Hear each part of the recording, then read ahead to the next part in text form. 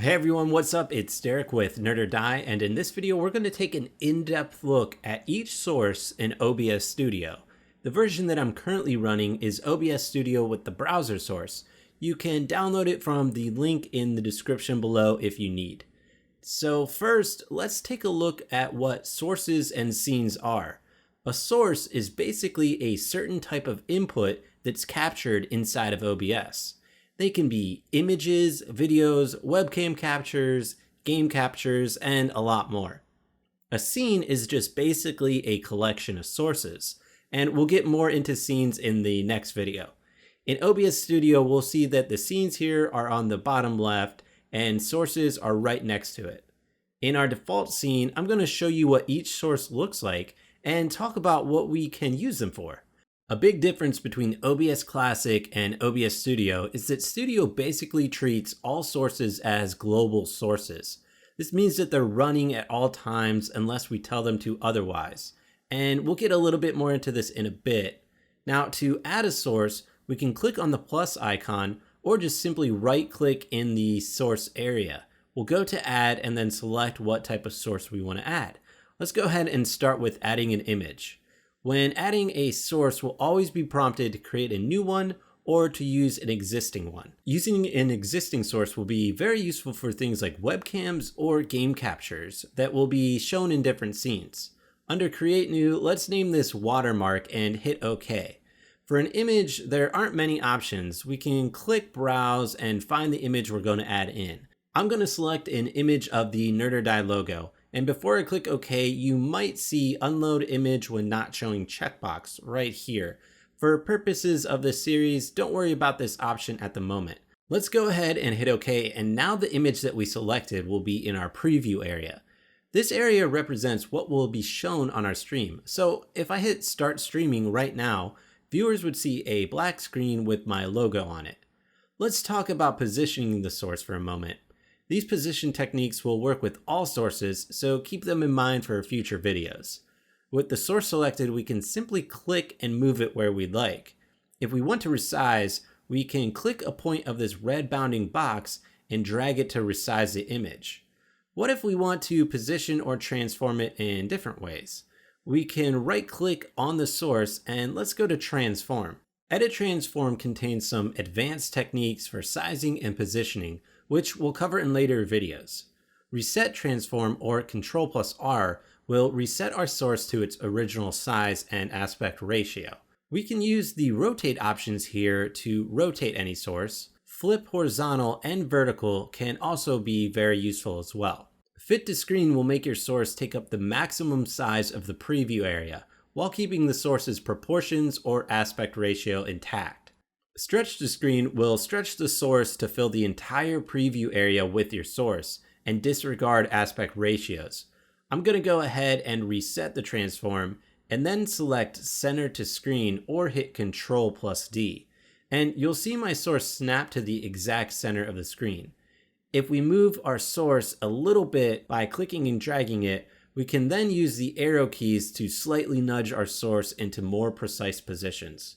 If for any reason I need to change the source's original settings, I can select it in the source panel and click the gear, or I can even right-click and go to Properties to kind of get back to where we started.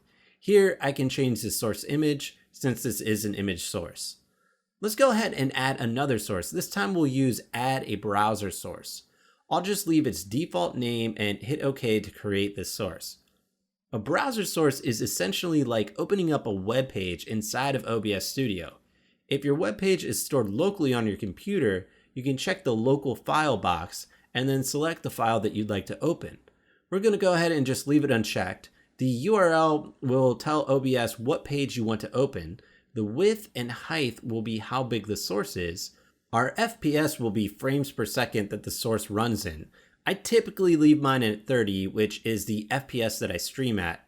And the CSS box is for custom code that can manipulate the source inside. Don't worry too much about that right now. The shutdown when not active box is actually pretty useful for this source, as you can easily refresh a page by toggling the source on and off.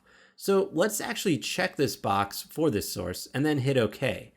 we'll see the source in the preview area, and if we want to move it around a bit, we'll see that it's actually covering up our watermark. What if you want the watermark on top? Well, that's actually easy to do. Make sure the browser source is selected in the Sources panel, and then hit the down arrow. Sources in OBS Studio work somewhat like layers in Photoshop, where they can be stacked on top of each other. If they're lower in the source panel, they will be on the bottom of the stack. We can also move sources by right-clicking them, going to Order, and either use the Move Up or Down options, or even use Move to Top or Move to Bottom. New sources will always appear on the top. Let's go back to the browser source, and I want to say that this source is very useful if you're adding in alerts or notifications to your stream through some program like Twitch Alerts, Stream Pro, or Gaming for Good. And this source is actually one of my favorite inside of OBS. I use it for a lot of things. Anyways, I'm going to move the watermark out of the way and select the browser source. I'm going to right-click the browser source in my preview window and hit Interact. A window will pop up and allow us to actually click inside of this website, just like it was open in Google Chrome. If I close this window and then go to the eye icon in the source panel next to the browser source, I can click it to hide this source, and this can be done with any source that we add. If I then click again to show the source, we'll see that the page has refreshed and we're back to our original web page. This is because we checked the box for shut down when not active in our source properties. The next source we'll look at is the media source. Let's go ahead and add one into our scene. We'll leave the local file box checked, as most files we'll add will be stored on our computer. Most people use media sources for movie files or GIFs or GIFs. However, you can add in audio files here as well. I'm going to go ahead and select a movie file that was made by Chris at Nerd or Die, and I want this file to loop, so I'm going to select loop. The restart playback when source becomes active option means that if we disable a source by either hiding it or changing scenes, the file will play from the beginning. If you're using this source for a looping background or something like that, then we can just leave this unchecked. But if it's something like a scene transition or just any file that you want to play from the beginning when you go back to your scene that it's in, make sure to check this option. All other options we can leave at default. Next is the text source. This source is pretty straightforward but can be important for a lot of cool additions to our stream. When adding one in, you'll notice a couple of options. We can start by selecting a specific font size that we like. We can choose most fonts installed on our system, what style they have, and their size. We can even add underlines or strokes in this panel. One thing about the text source that I really want to point out is that if you want to make your font size bigger, make sure to do it in here. If you use the click and drag method as we've shown before to just scale things up, then you'll actually get some text with some blurry edges. With the font selected, we can hit OK and go back to the properties of the source. We can now enter in the text that we want to display right here. I'll just put something generic in. Another great option that OBS Studio offers is the ability to read text from a file. This will be extremely useful for things like music tickers or alert lists that we can add into our stream later. You'll basically tell OBS to check on these files and then display whatever these text files have inside of them.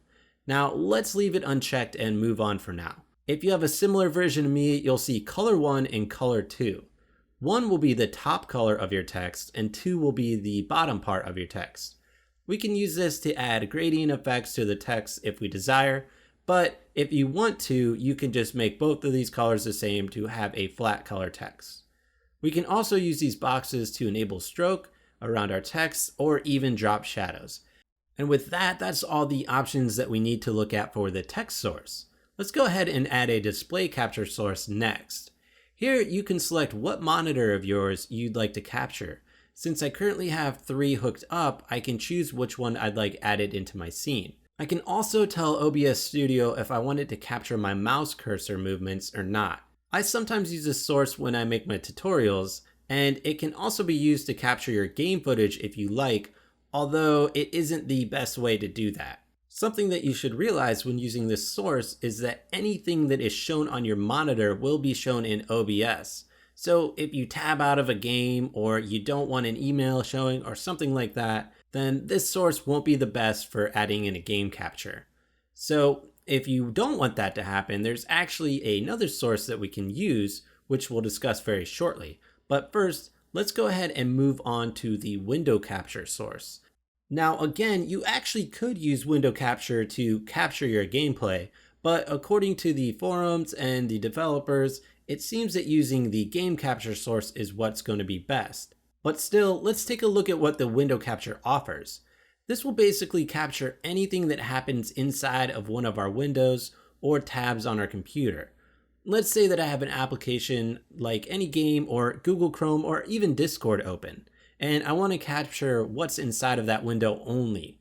I would select whatever I'd like to capture in the window dropdown. This differs a lot from display capture because it only targets a certain window. So if I had Discord open and I wanted to minimize it, it wouldn't be an issue because all that still would be shown is what's happening inside of the Discord application. For most cases, you can leave the window match priority on its default settings. You can also decide whether to capture your cursor here or not. The multi-adapter compatibility setting is meant for those with a PC that has Crossfire or SLI. If you don't know what I'm talking about, then don't worry too much about this. But if you do use those and capture a game window using window capture, then enabling this will probably help your FPS inside of OBS. Let's move on to game capture. I'm going to add one into my scene and then make sure that I have a game open. The first option, capture any full screen application, should automatically capture any game that I've loaded up.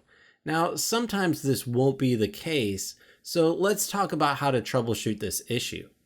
Basically, you can unselect this option, and then you can use the window dropdown just like you would a window capture, where you can make it select a specific game. The multi-adapter setting again is for those that use Crossfire or SLI setups. Force scaling can be useful if you'd like to downscale your game's resolution. Allow transparency will allow transparent pixels if they're there, but we generally can leave this at the default. Limit capture frame rate will tell OBS Studio to only capture the frame rate in the game, but generally you can leave this unchecked as well. Capture cursor again will enable or disable the capture of your mouse cursor. And then the use anti-cheat compatibility hook may need to be enabled for some games to work with game capture. So if you've tried everything else and your game still isn't loading in, this option may be what you need to check. I do recommend checking out the forums a bit about certain games, and you can learn more about what this option does exactly on the OBS forums. So from my experience, I've typically found it best for me to play games in borderless window mode and then select my captures from there. But depending on the amount of times you change games during a stream, this might not be your best option. And from what I've read, it's typically best to use game capture first if possible, followed by window capture and then display capture in terms of performance. However, if you're using something like an AverMedia capture card or an Elgato capture card, you're probably going to need to use a video capture device, which is actually our next source we're going to add in. The video capture device source isn't just useful for capture cards, but it can be used for webcams as well, or any other type of video device that's connected to your PC. For device, we can select what we want to add in. For mine, you can see that I could add in a webcam or my capture card. The deactivate option will disable the device in the source. Configure video will pop up your camera or device settings, and most people won't need to worry about configure crossbar. A nice feature here is the ability to set custom resolution and FPS types. We can tell it to leave it at the default values or directly configure it here. We'll leave all the other options at their defaults, but let's discuss audio output mode. This option is one that I wish I knew about when I first started streaming with my capture card. This will allow you to either only capture the audio inside of OBS Studio, but let's say you want to play the audio through your desktop. You can then use output desktop audio, meaning you can play what your capture card or video device hears through your computer speakers. It took me way too long to figure this out. Anyways, the last source or sources that we'll cover in this video is audio input and output device capture. These both work in pretty similar ways. With audio input device, if we add one in as a source, we can then choose any input device, which is typically something like a microphone, as its own source. For output device, we could select any of our playback devices from our PC. Let's use adding in a new microphone with the audio input capture as an example. The advantage of doing this as its own source is first, we can put filters on it, which we'll discuss in the next video. Second, we can put individual audio devices in separate scenes. Maybe in one of your scenes, you don't want certain audio playing, such as game sound or music, or vice versa. When you go to a scene, you want music to start playing. Adding in audio as an individual source will make this a lot easier. Now, remember that you might have to change your general audio settings to make this work the way that you'd like. Now, the last thing that I want to touch on quickly is that we'll notice a couple more volume sliders have been added into our mixer inside of OBS Studio. So if I want my microphone to be a bit lower, I can adjust it right here, and the same is for any other audio device. Okay, I know this video was a lot longer than the other ones, but if you stuck in there, you should already be able to think of a ton of great things to do with your stream and how you can add in sources to make scenes look great. In the next video, we'll actually cover adding filters on top of your sources to change the way they look or even how they play sound. If you like this video, please make sure to give it a like.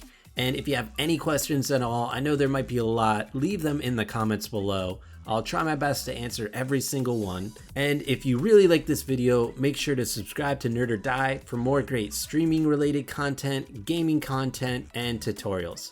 Thanks for watching.